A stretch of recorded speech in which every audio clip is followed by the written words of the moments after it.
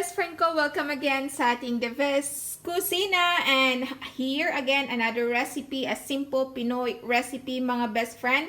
So, tatawagin natin itong lauoy. But hindi ko alam kung ano sa English at saka sa Tagalog. Basta ang alam ko lang is lauoy sa amin. So, mga best friend, i-prepare ko to para po sa inyo, para malaman nyo po kung paano po i-prepare ang lauoy. So, mga best friend, samahan niyo ako. This is The Best, your cooking buddy!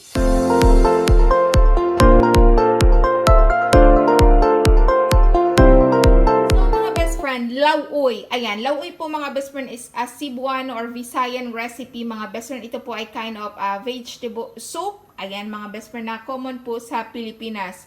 Ang nangunguna po natin na ingredients ay meron po tayong leafy vegetables which is ang spinach.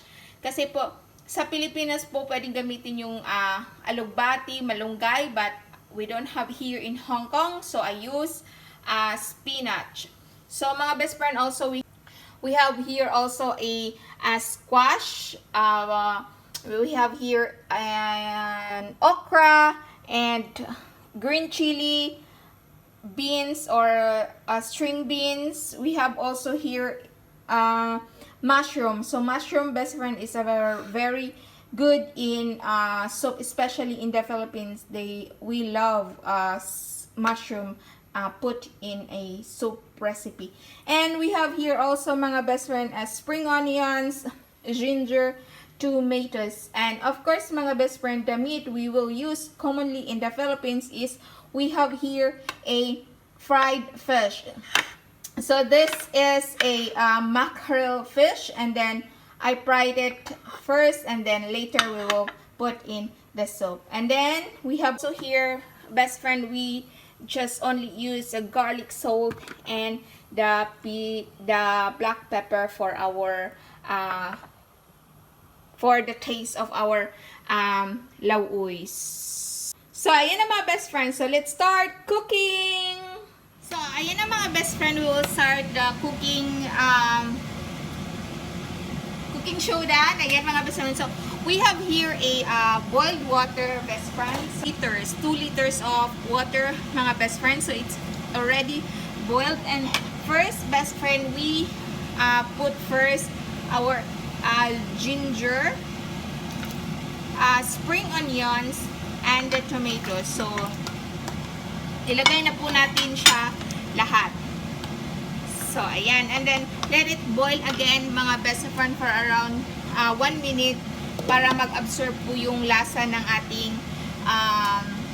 what do you call this, the tomatoes, the ginger, and the spring onions. So see you later. So best friend, let's check. So already boiled again, and we will put our squash, because squash is done,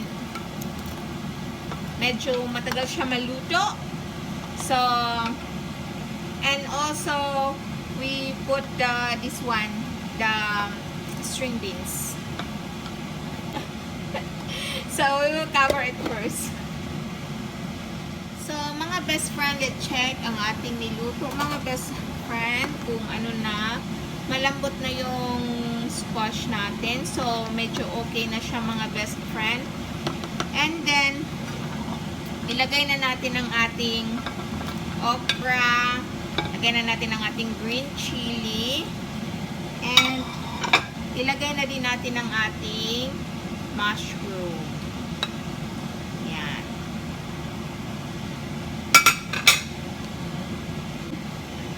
Ilagay na lang din natin ang ating fried na fish para yung lasa manuot pa siya.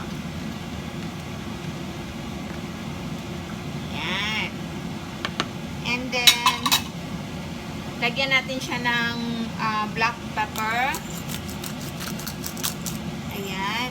And then lagyan natin siya ng garlic salt. Ito yung pangtimpla natin. Ayan.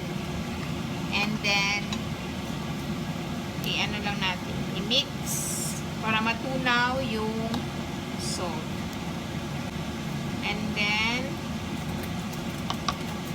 we will cover and then see you later again. So, ang bango mga best friends. So, let's check again. Wow, bango-bango niya. So, okra, luto na.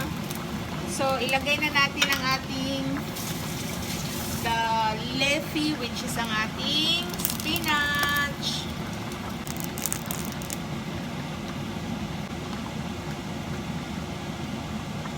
Ayan, mga best friend, and cover lang natin ng mga 1 minute para maluto lang yung spinach. So, after 1 minute mga best friend, so, ang the best part ng ating cooking is ang tasting. So, we will taste na if the taste is enough. Or, so, here, get some salt here, and then let's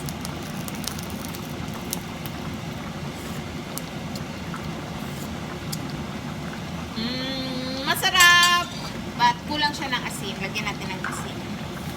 Medyo lagyan natin siya ng asin, and then let's mix again para to dissolve the salt, and then let's try again. Here for you, the best viewers.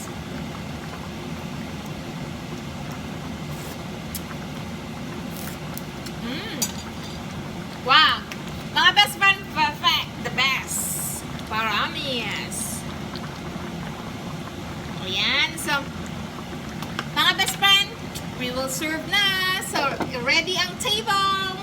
So, mga best friend, ito na po ang ating final or serve recipe for today. Ang ating lauoy na gulay from Pinoy recipe, the best. And of course, mga best friend, napakasarap po ito with the partner of Bagoong. Ayan po mga best friend, shoutout sa Barrio Fiesta Bagoong. It is a sautéed shrimp paste. So mga best friend, napakasarap, of course, the best talaga. And then of course with the rice. So ayan mga best friend. So enjoy eating. Ayan na mga best friend, ito na po yung ating recipe today. So, and of course, magkakamay tayo. Kasi common nga sa Philippines, we are like, even though we have soup dish, but we likely like we eat using hand. So, ngayon, we will use our hands. So, it means magkakamay tayong kumain mga best friends. So, let's enjoy eating!